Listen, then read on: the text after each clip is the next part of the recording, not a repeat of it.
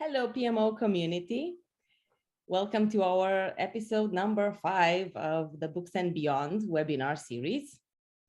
As usual, I am your host, Ilinca, and today we have a very special guest with us. Kiron Bondale who is an iconic name in our community, in the project management world. Don't laugh. Don't laugh, Kiron. I don't think there's too many people that haven't heard your name. So it's a delight to have you today, and we are very much looking forward to having this conversation with you. And also, we thank you in advance for allowing us to snoop around your mind and your thoughts. So, Kiron, welcome. Thank you so much, Ilinca. I really appreciate that. I mean, it's funny that you use the term iconic because over my career in this profession, I've always looked at other people and said, "Wow, they're the thought leaders, they're the icons." So I always kind of have to like stop and look back and say, "Who's that person talking about? They're saying iconic about me? What's going on here?" That way. Well, that's usually what iconic people say. But we really appreciate having you here, and our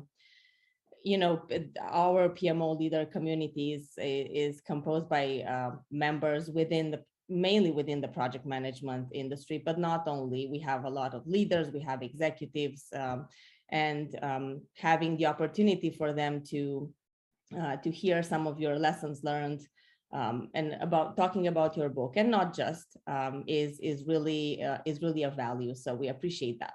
Perfect.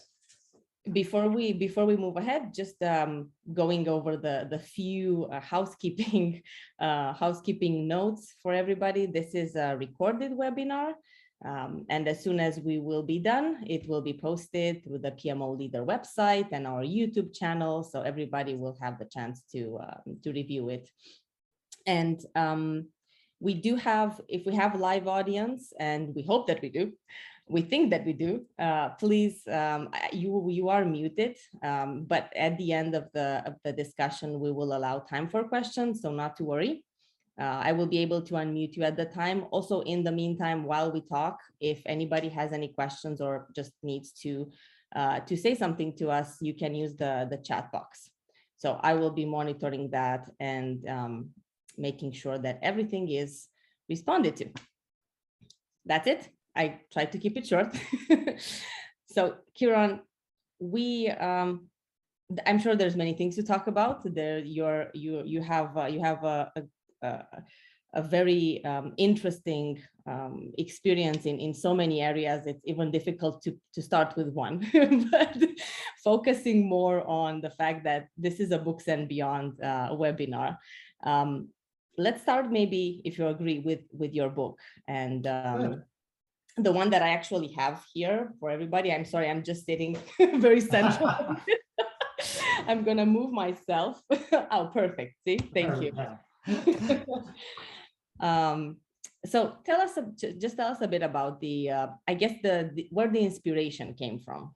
Yeah, absolutely. So the inspiration really comes from my father. About going back to 2009, I was working for a software company that was producing a project portfolio management solution, and I was responsible for their implementation services and professional services team. Well, to sort of help with the marketing of the product and the marketing of our services, my boss asked me, would I like to start writing a blog? And up till that point, even though I've been active on social media with LinkedIn and other platforms, I never had thought about actually writing. But he said, you've been working in this project management field now for many years. I'm sure there's lots of great stuff that you have to share beyond just with our customers. Why don't you start writing, and we'll put it on our website and see where we go from there. So I wrote my first article, and that was back, I think, in the spring of 2009. And that's really where it started, because I started writing on a weekly basis. In the early days, I had so many ideas. Sometimes I would write 2 articles a week, but I would say over the last 5-6 years, it's been at most 1 a week. But I haven't kind of broken that pattern. I've been writing on a weekly basis. And so after writing for about 2 or 3 years, my father one day challenged me. He said, I know you're doing this blog thing, but you know, a blog, it's online. It's sort of in the ether. Why don't you create a book? Why don't you write a book? Something that you could put on a bookshelf, people can point to, and that will survive over a period of time. So I always kept that in the back of my head, but I'm a fairly lazy writer. It's quite difficult for me to write more than 600 words a week. And so a book felt like climbing a mountain. It was not going to fit my personality. And yet when 2020 came around and the pandemic started, I said, let me go back and take a look at all the articles I've written. And by that point, I was somewhere around 800 articles. I said, 800 articles, each of them roughly about 600 words. I said, there's probably, I could do a Kiron's best of, which are the articles which I feel were the best written, and put together a book based on that. And that's really what I did. And I'm very thankful that I was able to get the book out in a fairly short amount of time. The hardest part of the job was doing the curation, figuring out which articles did I want to include, and trying to create some groupings or some identify common themes so that I could create categories or chapters that way. And so that's how the book came to be. But it was really my father. And that's why the dedication at the front of the book is to my father, who challenged me to kind of go beyond just writing a blog to creating something in print that way. Why do parents do this to us? I'm very thankful. My father never said something like, oh, I want you to have a Pulitzer Prize winning book, or I want you to produce a whole anthology. He would have been happy with just the one book. Now, unfortunately, my father did pass away about 3 years ago, so he never got the chance to see the book itself, but I did give a copy of it to my mom so that at least she's able to read it that way. Well, that's yes. Parents sometimes know what's best for us. They can definitely be our support when in need. So we thank your father for pushing you there. Absolutely. And hopefully your mother will continue. That's right. That's right. It's never too late for a Pulitzer Prize. Oh no, I think even though this is the first book, I would be hard pressed to think that I've got the appetite to do another one. I mean, I wanted to do it because it's there. I could say now I've published a book. I think that's it. I'm done with that now. So you mentioned about the blog, and we do know that you do have this blog is still active and you're working on it. What is it, on a weekly basis? Weekly basis, you got it. I publish every Sunday, usually first thing in the morning around 7 o'clock or so is when my articles get published. And I publish them on 3 different channels. So I publish them on LinkedIn as a LinkedIn article. I do them on my own blog site at kbondale.wordpress.com. And I also do them in the projectmanagement.com community as well. Okay, that's perfect. I just added some of the links in the chat box for everybody to grab them. Excellent. So what are you, considering you're working on a weekly basis on the articles, where does, I guess, the weekly inspiration come from? That's a great question, Ilinca, because I mean, it varies week to week. I've sort of got into a very comfortable pattern over the last 6 or 7 weeks where I decided, I've written a lot of articles, but I haven't necessarily harnessed the wisdom of the project management community. And so over the last, I would say 2 months, what I've been doing is putting polls out there on LinkedIn and on projectmanagement.com on various interesting questions related to project management. I get the poll results, and then I write an article around the topic of that poll itself, comparing what my views are from a theory and my own experience perspective from my background with what everyone else in the community wanted to share. And sometimes it turns out that my knowledge of how things are done and the experiences I have align very well with what the people in the community have been responding. But in other cases, it turns out that the way I had managed projects or I had coached teams on managing projects was quite different than what is happening in maybe some other industries or domains. So I've started doing that over the last 8 weeks, and it's a really enjoyable thing to pick a thought-provoking question, put it out there, see what sort of feedback I get. But before that, I would say for the last 10, 11 years, it really came down to when I was actively consulting, it might be the clients I was working with. So if I was at a client site and I encountered a situation which I thought, that's interesting, somebody else might benefit from that. Sometimes that might have been the basis for an article.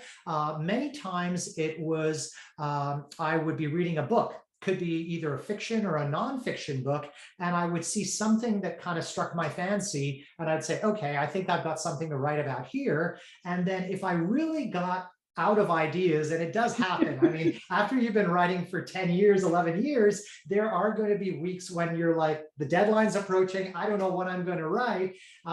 Usually what my go-to topic is, I try to draw an analogy to something else. So that's where articles like Homer Simpson would have made a great project manager, or lessons in change from the Matrix, things like that. Like I try to draw a parallel to either popular culture or maybe to sports. So I wrote articles comparing project management to golf, to bowling, to playing pool, to hockey, cooking, baking. I mean, there's all kinds of examples out there for us to pick from, and that's where a lot of that comes from. Oh yeah, that sounds amazing.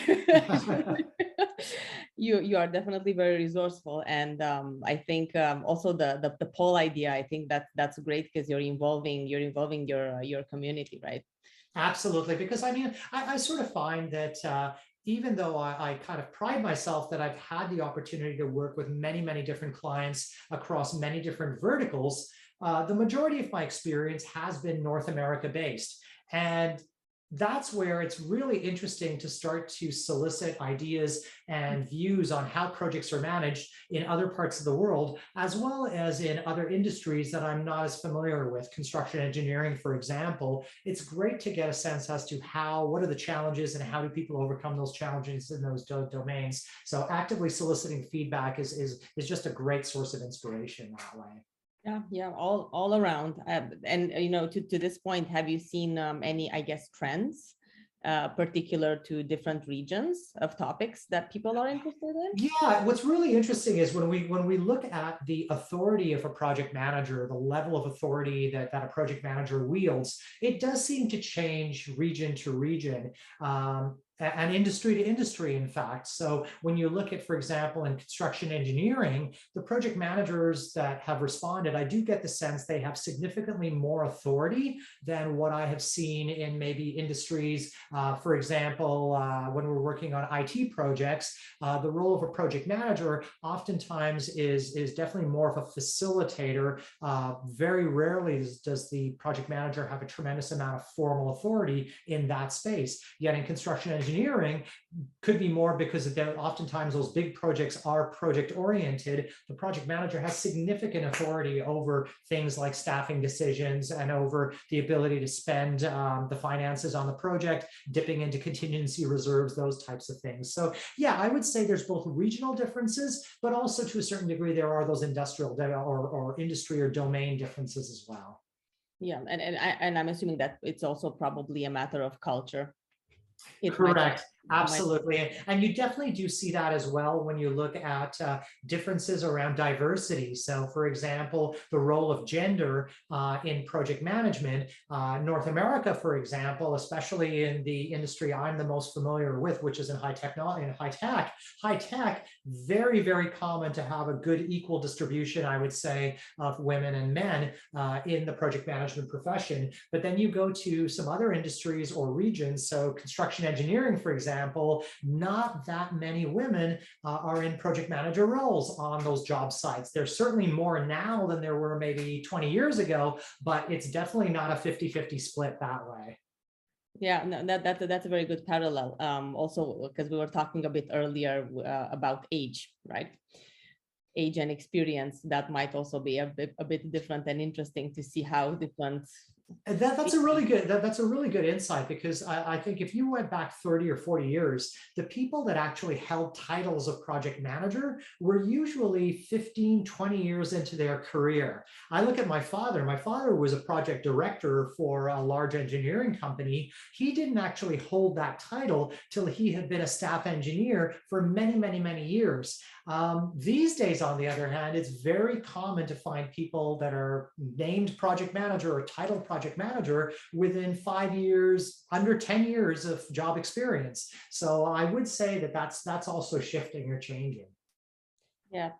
Do you think that sometimes this might also cause a bit of slips when you're, delegating somebody with less, I guess, experience in the field? I think it really comes down to, for me, age. Age is never a factor. I've met some people that have a lot of gray hair that I would be afraid of having managed the world's smallest project. I've also met some folks that have only a couple of years experience that have a good blend of the hard skills and the soft skills and are extremely effective at managing certain projects. So I think while having more experience certainly helps, and especially if that is experience that you gain hands-on within the domain in which you're managing projects, I don't want to hold up age as being a real determinant of competency, because you could get that person that has 30 years of experience, but is 30 years of experience doing the same thing. They've not had that diversity or that breadth and depth of experience. I would rather take folks or have people working with me that have had a really rich breadth and depth of experience, that have gone out of their way to take risks and try new things out and take on those more challenging opportunities. And I think that's what you need to look for. I mean, when I used to hire project managers, it was less about how many years of experience they have, and it was about the richness of the experience. I also like to see what was the nature of the scars on their backs. Like, did they have any scars, and have they learned anything from those scars? I think was something that I wanted to look for. How are their hands looking? You got it. You got it. Exactly. Okay. And is this, I'm assuming that some of these topics are part of your book? They are. I mean, I do have a few miscellaneous articles at the very end that do relate to more what I would say HR type topics, like hiring project managers. What should you look for? That type of a thing. Do you want to be a contract project manager? Those sorts. For the most part, though, the articles do focus on different aspects of delivering projects effectively. So whether that's things like effective team building, whether that's risk management, planning your project, scheduling, monitoring, control, very much around the delivery aspect. But there are some that have to do with the people development side of the profession as well. Mm-hmm. And how did you mention that you structured, you summarized, basically you triaged your blog article to come up with the 100 that comprise your book. How did you split them? I guess, how did you see the structure, the general structure? Yeah, that's a really great question. So, I mean, from a curation perspective, it really came down to a combination of, I read every article, and I tell you, even though these are articles I've written, when you have to sit down and read about 700 articles and narrow that down to 100, that's pretty difficult, because I thought they were all great. So I had to make some hard choices. But on top of that, I saw maybe some of the immaturity of my earlier writing, maybe in the first couple of years. Some of the articles I wrote at the time, I thought, wow, these are great articles. But looking at them now, 10 years later, I say, wow, I didn't go deep enough, or I made some assumptions here that knowing what I know now, I wouldn't have written that article that way. So I was able to eliminate a lot of them in that regard. So it really came down to my own sort of laser focus on trying to get the best quality ones, but also looking at the statistics as well. So because I had been publishing them on a few different sites, I would be looking at these statistics to see, well, how many likes were they getting? How many had been read? That sort of a thing. And I tried to pick the articles that had received sort of more feedback than the ones that had very limited views. And then once I had the set of 100, then it was really a question of affinity grouping, trying to find common themes. And so, for example, I've got a theme on leadership. There's quite a few articles. In fact, I started off the book focusing on leadership. From there, I got into team building. I thought that was a very natural transition from leaders setting a vision, putting out a big audacious goal, to then now, how do we go about building teams that are able to deliver to that vision? And then from there, it got into topics like sponsorship, because I thought, one of the most important leaders that we deal with in our projects is the sponsor. And what do we need to worry about when we think about our sponsors? Stakeholder engagement was also in there. So the first 1/3 to 1/2 of the book really focused on the people side of project management, the soft skills areas. Then I decided to bring it back over to the hard skills. So that's where then I had topics like planning and risk management and scheduling and monitoring and control. And then finally, I ended up with about 6 or 7 articles that I just couldn't categorize. They defied categorization. So I said, that's it. This is going to be the miscellaneous pile. And I put that right at the back of the book that way. And it worked out great. And I found that when I was doing the editing, the hardest thing I had to do was trying to maintain a consistent tone across the articles, because or across the book, because when you're writing articles on a weekly basis, it doesn't really matter if one week's article is entirely different than another, it's fine. But when you're writing a book, even if it's a compilation, you want to make sure that there's some synergy and some flow to it. And that was where I ended up doing some, I would say, gentle editing to try to get that flow to happen. Well, that's that. And also about the miscellaneous, to confirm, I mean, like a true project manager, right? We always need the miscellaneous. That's right. Sometimes That's right. to find Exactly. the most valuable elements in that section. Correct. Why 100? Was there just was there a reason for the 100, or? It just sounded really good, 100 lessons. If I had said 800 lessons or 500 lessons, I think that might have become overwhelming. I sort of looked at the book as being, yes, somebody could sit down and read it cover to cover. And in fact, I'd be delighted if somebody would do that. But I also looked at it as almost being like a field guide. So when someone's out there managing a project and they're hitting a problem, I want them to go through the table of contents and say, I'm pretty sure there's an article on that, and then they can read that. So I figured to keep it manageable and sort of bite-sized, 100 was a good number to work with. Like a project manager's guide. Perfect. You got it. Exactly. And because the book is nice and slim, I mean, it's only about 160 pages. They can even sort of fold it and put it into their jacket pockets that way if they wanted to, or stick it in a purse. It would fit in the purse really nicely.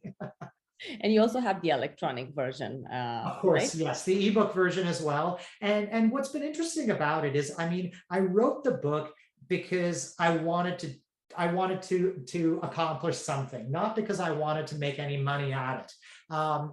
The money is a nice side benefit, the royalties. And what I've seen, not surprisingly, is that the majority of the sales have been the ebook version. And it kind of makes sense because the paperback book, I think, is in Canadian dollars, I think it's $19.99. It's about maybe $16 US. The ebook is only about $4 American. So, I mean, $4 American, that's like the cost of a burger or a cost of like a milkshake at McDonald's, right? So, I mean, if someone's going to go and buy a burger for lunch, they can get my book with a bunch of useful ideas in it. So I figure the price point was good that way. No, so sounds like a very low price for the value that you gain from it. So I think yeah, there's no doubt there. And I'm assuming that because you sell it mainly, it's exposed on Amazon. Exactly, exactly. I actually did I went the publishing route. I didn't do self-publishing. I used a company out of British Columbia that I provided them with my draft, which was pretty much ready to go. They did the cover design, they did the interior design, and they also handle all the distribution channels. So in North America, it's through Barnes and Noble, Amazon, and Indigo chapters. Those are the three main channels in North America. But in other parts of the world, there are some other publishing houses or distribution houses that it's with. Amazon, for example, I think it's on 5 of the Amazon worldwide sites. But there are some other book publishers that are or distribution channels in the UK and in Australia and in Europe where you can get it as well. I would say, though, the majority of the sales I've got have been through Amazon, either in ebook or in paperback format. Okay, well, that's great that you have exposure, full global exposure. I think that was folks in Europe might be more keen for the paper for the paper format, some of them, but I think it's good to have nonetheless. You can really fight technology. If people rather have the ebook, then whatever. Absolutely, absolutely. And I think, again, because I sort of designed it almost as a field guide, having an electronic find feature or search feature would be useful. So rather than having to flip through a book to find an article, being able to do a quick text search for something might be a lot more useful for folks. So I'm okay. Whether it's ebook or paperback, as long as people are enjoying the book, that's the main thing for me. What do you typically, what's your go-to when you grab a book? Is it the paper version or the electronic version? I prefer paper because I'm one of those people that I can't just sit in one spot to read. I have various spots around the house and even outside the house where I'm comfortable reading, and I can't always count on the elements being favorable. So if it suddenly starts to rain, I don't want to worry about my iPad or my laptop or my phone getting wet. With a book, I don't mind it as much that way. And I'm one of those people that I really enjoy. If it's a nonfiction book, I like highlighting passages in the book. I like dog-earing the pages. So there's something about that tactile sense. When you have a physical book, it engages much more than just your eyesight that way. It does engage all the senses, I find. Some would also say the smell of the pages. The smell, yeah. As the book ages, that smell of an old volume, absolutely. You mentioned that you had a publishing company obviously help you with the launch. Did you have any other support throughout this time, and how was the experience with the publishing company? Did you find it difficult to select them, or was it fairly straightforward? Yeah, no, I mean, support, like with the exception of David Barrett, who wrote the foreword for my book. And Dave was also, I would say, pretty instrumental in pushing me to write this book. Not as much as my father was, but I mean, he contributed, because Dave's been writing books now for many years. He's got 6 or 7 books out. And after he and I had worked together on a few presentations at Project World and then some of his other future ventures, he challenged me. He kind of said, it's high time you write a book. But because Dave and I only see each other maybe once or twice a year, it didn't necessarily have the same impact as my father telling me on a regular basis to do it. But I will definitely credit him for that. But he was very gracious in being willing to write the foreword for the book, because that was something I felt was important, having somebody else write something to put in the book, not just my words in there. When it came to the publishing process, I was very new to it. I mean, I didn't really know anybody that was an author. I sort of knew that you could go to a publishing house and they would do things.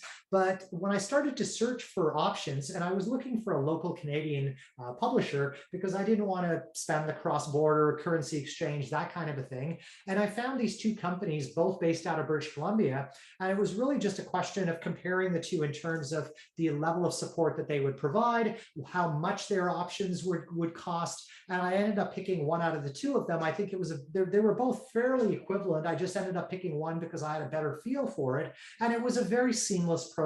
I mean, I think I submitted my draft in early December of 2020, I believe it was. And I got the the final copy in my hands, I think in February. So not even 3 full months that way. Normally what they would say is it's normally a 4 to 6 month process, especially if there's a lot of editing that's required. But because in my case, there was almost no editing, well, there was no editing on their part. It was really more the design and the publishing and the distribution facilities. They were able to do that really well. And they had a lady that was titled a project manager that was on their side that ran with it. So it was really interesting that because I was publishing a book on project management, and it was her first time managing an end-to-end publication for this publishing house. Till then, she had been involved in other roles in that company, but it was her first chance to do a book end to end. And so she said, you know, this is great. I'm going to be helping you get your book published, but I'm going to learn something more about project management as well. It was a win-win. It was a win-win, that's for sure. Absolutely. Did they do, did they also, or did you choose them to do also proofreading, or did you want anybody else to, I guess, read, you know, alongside you? Right. No, you know, I didn't do that because I was fortunate that the material was mostly based on my articles. As I said, very gentle editing had been done. Those articles had already been reviewed by many, many people in terms of just reading the articles. And I used to get feedback sometimes if I had used the wrong reference, or I had a grammatical mistake or something else, someone would point it out to me. I would get an email or a comment or something. So from that perspective, I'd say 95% of the content had already been proofed. So I didn't decide to go that route. And I do pride myself on my writing. My mother, from a very early age, insisted that I write a lot every month. And in the summer holidays, she would always insist that I do book reports in the summer. I would read a book, and then she would make me write a 3 or 4 page essay. And my writing really improved through that. So thankfully, I've always had what I would consider to be fairly good written communications. So I wasn't too worried that there was going to be any heavy proofreading required on it. It seems not on their end either, if they were so quick in giving you back. Exactly. Well, the way that those companies work is they will do, if there's something very obvious, they might point it out to you. But if you want them to sort of read every word in the book, they will actually, it's a fairly substantial amount they'll charge you for doing that sort of copy editing. But they will. I think that they will do it. It's sort of an add-on service that I could have got if I wanted to. Mm-hmm. Okay, good to know. So what would you, before my first question, before the next one, what was your mood? Did you have a specific mood when you decided that you wanted to, you know, put everything together and go ahead with the book? Did you have a specific, I don't know, location, outside, inside? Oh yeah, no, it was great. Wine or something else, was it? I think, I mean, if I remember correctly, like I said, it was in early December. And so, I don't think I was teaching in that month at all. So I really had all the time in the world. And I was really excited to do this because over the course of that year with the pandemic, it hadn't been a great year. I mean, a lot of our plans had been put on hold. I was teaching a lot less than I had in the previous years. I don't think I had tried to get any certifications because, again, I wasn't very keen on having to do this online learning thing. And so writing the book or publishing the book was going to be a major milestone. It was going to be that big, let's close out the year with this. And so I think I just sort of buckled down. I mean, I think it took me 2 days of effort, end to end, 2 days of effort to identify all the articles, do that gentle editing, collate it all, and categorize them. It was 2 solid days of effort. My wife was working at the time outside the house. So even though the pandemic was on, her office it was always in person. So she was away. I had the house to myself. So I just sat down in my home office and I just blitzed through it that way. And at the end of the 2 days, I had the draft ready in Microsoft Word format. And I'd already picked who I wanted to have as the publisher. So I just picked up the phone, I gave them a call, and I said, hey, I'm ready to do business. Well, super efficient, like somewhat like a project, like a writing boot camp. Exactly. And what I was very happy was that the company I went with, they have a portal that the authors can log into to be able to review the status of the overall project and to also be able to interact with the different process steps. So once you've submitted your manuscript, at that point, your role really becomes more of a decision maker or a reviewer on the decisions that they would be taking. And so they have a workflow in their online portal that would be doing electronic approvals, essentially. So that way I would just get an email saying, hey, your cover is ready for review. And I could go in, I could look at it, and I could provide my feedback online. And it was great. I mean, in that regard, it was a very adaptive process. So it was not your typical waterfall. Let's understand the requirements. Here, let's grab your manuscript and we'll call you in 4 months' time. I was in touch with the publishing house probably on a weekly basis. It was that I was very heavily involved throughout. Through this portal. So it was Correct. more, and it was it a human interaction or more so just with the updates? So you were just, reviewing in your own time. And I guess it was not, I think live interaction was really just the very first orientation session that I had with the project manager, where she kind of walked me through what were the major phases or stages of the publication, made sure that any of my questions were answered. And then she was certainly very available via email, but most of them, the remaining interactions were asynchronous. It was using sort of putting comments and things like that on any of the actions or the tasks that I needed to perform to move the process along. Okay.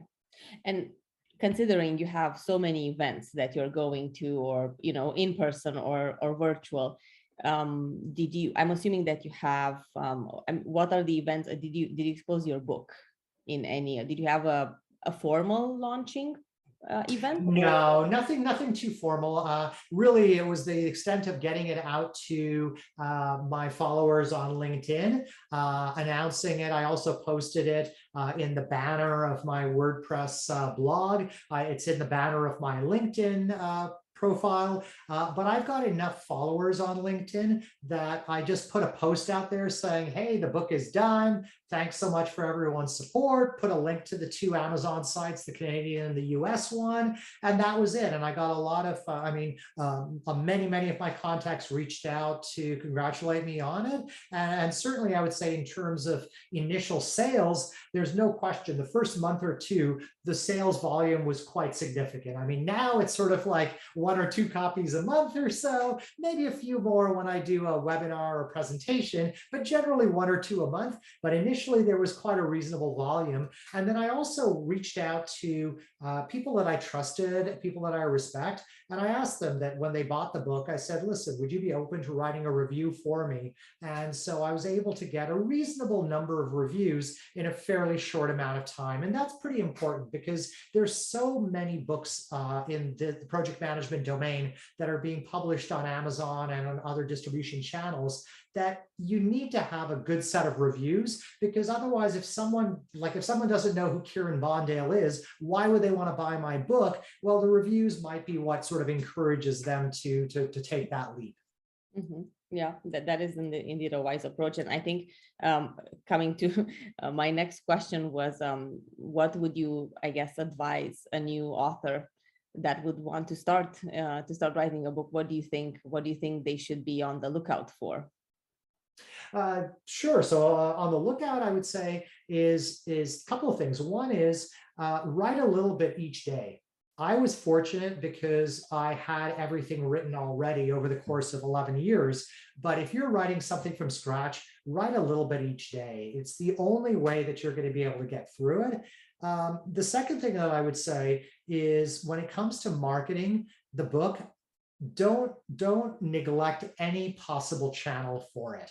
Any opportunity you get to say, hey, I wrote a book, bring a few copies with you when you go places, give them out as presents to friends and family members, right? I mean, the more you can do to get the word out there without being obnoxious about it, the better. Like, for example, with my articles that I've written since I wrote the book, I started putting a footnote in every one of my articles to say, if you like this article, consider picking up a copy of my book. It's got 100 lessons similar to this one. It's available available and have the links to Amazon available there. If you do that, it's just going to be that much easier. For myself, I think the other piece of advice I would provide is, unless you have a lot of time and inclination to manage the distribution channels yourself, it's easier to have a third party do that for you. And that's what I've got, is the publishing house. They set up the distribution channels and they're also managing it on a regular basis. So rather than have to worry about making sure that web links and everything are working the way they should,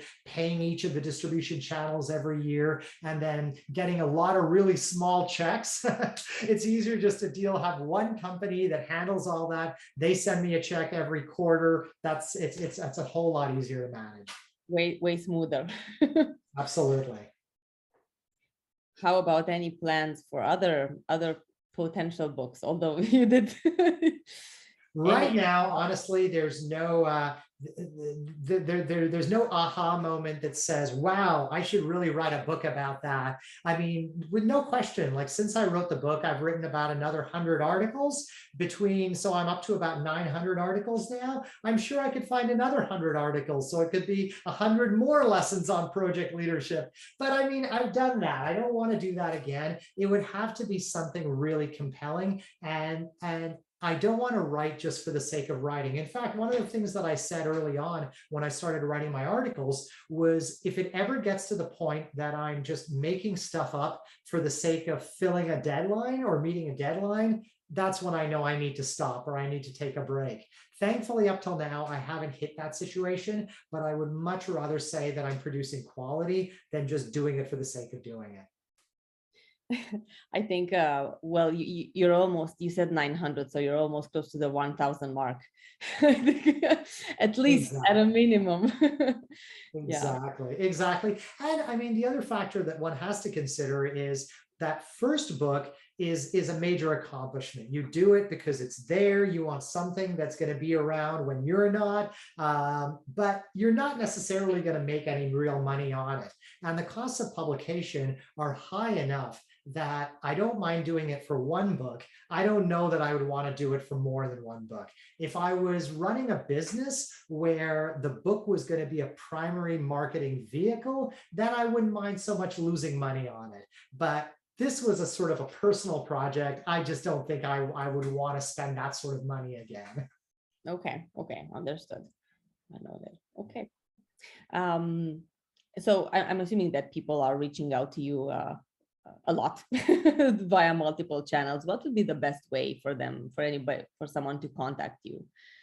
For sure. So I think the easiest way to reach me would be via email. I do have my email address in my LinkedIn profile. Most people tend to find me these days via LinkedIn. That's usually the easiest way to contact me. So either send me a message via LinkedIn, or my contact info is there. Just drop me an email directly that way. Okay, perfect. Well, thank you for that. How about any upcoming events or talks that you're having? Yeah, I did a couple of PMI chapter presentations earlier this year. I do have another podcast that I'm doing for a couple of acquaintances of mine that are in the agile space. They've started up a podcast series and they've invited me to do a podcast with them. So I'll be doing that. I think it's later on in June. Other than that, I do have the PMI, I think it's East Tennessee, I believe I want to say, chapter. I presented to them earlier in the year and they've asked me to do another presentation for them later in the year. I think Tampa Bay as well. I'm doing a presentation for them a bit later on this year. So mostly I tend to do a lot with the PMI chapters. My name is still PMI.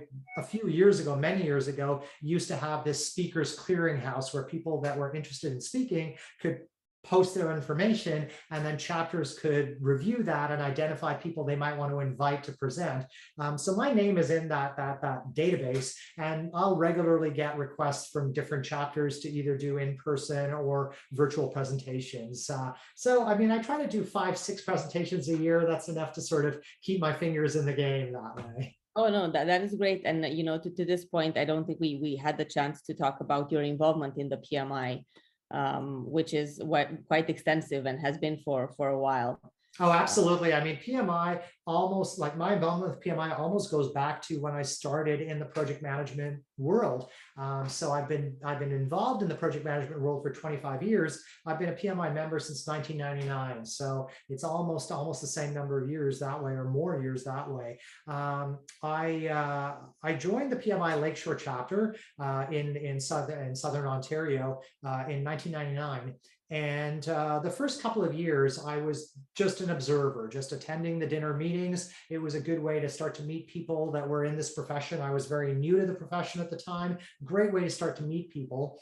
But then a couple of years into my time with the Lakeshore chapter, a couple of the board members reached out to me and they said, you know, why don't you come and run for election, or throw your hat in the ring in the elections, see if you'd like to be on the board. And I did that, and to my surprise, I was elected. And so I spent 2 years as the professional development director for the PMI Lakeshore chapter, and then 4 years as the communications director. So a lot of fun, 6 years working with that chapter. And then I realized, you know, PMI's got a really large world out there. It's not just about Southern Ontario. And I started to look for opportunities to work with PMI at more of a global basis. So I've had the privilege to do things like participate in PMP exam item writing sessions. I participated in 3 of those where I had the chance to review existing questions, also write questions as well. I've had the chance to contribute to many of the standards, both the original risk management practice guide and the new risk management standard. I've had the chance to review and contribute to both the 6th and the 7th editions of the PMBOK guide. I reviewed the organizational project management standard. So many of the standards that PMI has had a chance to contribute to those. And then when PMI acquired Disciplined Agile in 2019, I had the chance to work very closely with that group because I had been involved with Disciplined Agile going back to 2016. And so having PMI acquire them was just great news on my part. So I did a lot of work supporting the integration of Disciplined Agile into PMI's offerings.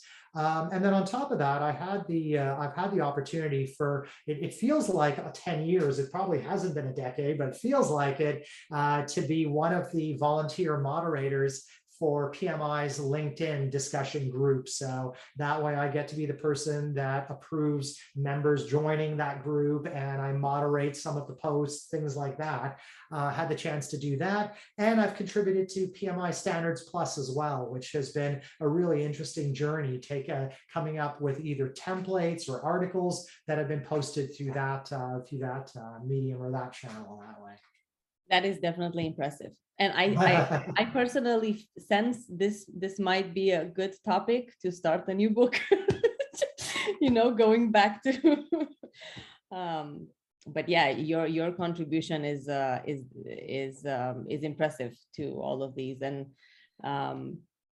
we are very thankful for having you here today and just walking us through, through all of that. We're coming close to the top of the hour, so I just wanted to see if there are any questions. I will be checking the chat box. We also have our little end of webinar game that I will save for us to have fun with in a bit. Looks like I think there's a question from Julie that I can see. And unfortunately, it looks like she had to drop off, but hopefully she's able to get the answer via the recording. So her question is, curious if I see the gender split for project managers in different industries consistent with the gender split of those industries holistically. In other words, is the percentage of women project managers consistent with the percentage of women in the profession? That is a really great question. I think it really varies. I mean, if I look at healthcare, for example, there's probably a larger percentage of women in non-project management functions in the healthcare industry than there are women project managers. But having said that, there's probably a higher percentage of women project managers in healthcare than there are women project managers in construction engineering. So that's where I think I would say that project management is likely not going to be representative of the percentage of other job families, but the percentage overall overall of project managers, women project managers, absolutely will vary industry by industry and country by country as well. Hopefully that answers Julie's question. Thank you. We will definitely, Julie, if there's you see the recording, and if there's anything else, follow up with us, please. We can get you. Thank you, Kiron. Okay, with your permission, I did see you have some very nice and delightful reviews on Amazon to close our discussion with a refreshing spirit about your book. If you allow me to maybe go through just a few. Sure. Thank you. Let me just find here. There's a few that are really impressive and nice to hear. So we have. I'm not going to send out any names, but one of them is, for example, excellent book that's easy to read and yet covers the gamut of topics across the project management space. The book's content is based on experience and application and not just raw bits of knowledge. Kiron goes out of his way to tie the concepts to real examples that you'll be able to relate to and quickly apply to your own situation. This book has something for everyone and allows you to quickly get a boost in so many aspects of management, not only project management. Highly recommended. So this was one that I personally found. You have so many that are in this, that are on the same line, but let's see, another one. While the structure of the book allows for the reader to cherry pick topics they feel will be of most interest to them, I suggest reading the book from cover to cover. There are numerous gems throughout the book that should not be missed. Then once completed, keep the book close by, since you will no doubt find yourself returning to its pages frequently for continued guidance and advice. So I think this is very much in line with what you're hoping the audience will be doing. Absolutely. Readers will be doing.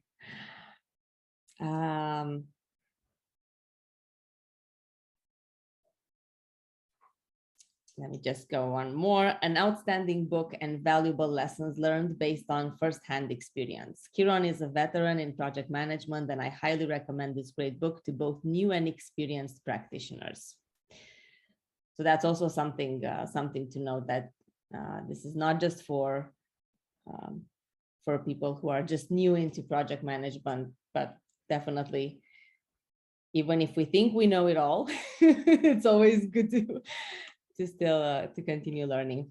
Absolutely. And that's really why I had written the book. It was not intended to be aimed at people that are new to the profession. It was people at any level of experience, because I had learned many of these lessons at various points in my career. So I said, you know, if I learned something after 15 years of managing projects, well, maybe someone else might be encountering the same thing. So from that perspective, it is experience agnostic, it is industry agnostic. And as that first review said, there's definitely lessons in there that go beyond project management or project leadership. They look at leadership in general. So I think people that are either in a management role or in aspiring to be in a management role, there's probably something of value there for them as well. Yeah, yep. Well, definitely is. And thank you for allowing me to go through the reviews. In any case, if anybody can look at them if they follow the link on the Amazon page. Okay. So Kiron, we are down at the end of the session, but before we close out, we do have our regular Books and Beyond closing session involves a quick game, a rapid fire questions game. This is usually taken by surprise, so you wouldn't know beforehand what I'm going to ask you. They're simple questions typically, but we need quick answers. So let me know when you're ready and I'll start. Okay, as ready as I'm going to be based on that introduction. Exactly, that's a good answer. Okay, so let's see. What's your favorite superhero? Batman. Why? Because he doesn't have superpowers, but he's a great detective and he has really cool gadgets. Okay. Favorite fast food restaurant? McDonald's, because of the fries. Here too. What do you, what's your favorite storybook when you were young? Favorite storybook. This is going to be surprising. Stephen King's It. So I love the horror genre. I read it almost the year that he wrote the book, and I was quite young at the time, but I loved it. I must have read that book at least a dozen times. That's a good book. If you were to describe yourself in 3 words, what would those be? Sure. Teacher, speaker, writer. In that order? Yes, Okay. absolutely. Okay. Favorite sport? Hockey. Hockey. Grew up. That's the sport I grew up on when we moved to Canada. So even though I'm an avid golfer and I really enjoy kayaking and I like working out at the gym, and I haven't picked up a hockey stick in 25 years, hockey is my favorite sport. Okay, good to know. What do you prefer between tea, coffee, or hot chocolate? Coffee, the darker the better, and the stronger the better. Ideally, you could stand up a spoon in it like a good Turkish coffee. Okay, perfect. What's your favorite country that you visited, that you traveled to? Favorite country? Wow, that's a tough one for me because we visited a lot of countries. Right now, I'd have to say Jamaica. Jamaica. Okay. What's the capital of Jamaica? Kingston, I believe. I will not contest. Okay. Last but not least, what is the best piece of advice that you received? Focus on people first. Always focus on people first. Cool ending. Good questions. I like those. That was good. Made me think. Thank you, Kiron, for joining the game, and also for the discussion today. It was a real pleasure to have you, and we hope that we will have you again, with or without a second book. I wasn't supposed to say Always that. happy to join. I mean, anything to do with the PMO Leader group community, anything that Joe puts on as well, I'm always happy to be there. Thank you. It is a pleasure to have you. And for the audience, thank you for attending. And again, we will be sending out this recording shortly through our many social media channels. So stay tuned. And also stay tuned for the announcement and registrations for our next episode, number 6, which will be in July, mid-July. I won't give you more details at this time. You will find out more from social media, but just stay tuned for now. Yes. So Kiron, without this being said, thank you, and we look forward to hearing back from you. Perfect. Thanks, Ilinca. Appreciate it. Great day. Bye. Bye.